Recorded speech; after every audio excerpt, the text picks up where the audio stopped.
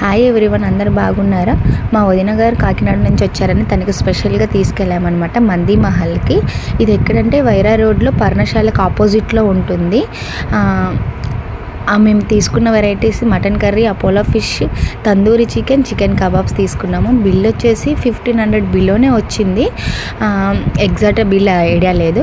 మా వదినకి ఒకేసారి 4 వెరైటీస్ తినిపించాలి అన్నట్టుగా వెళ్ళామన్నమాట.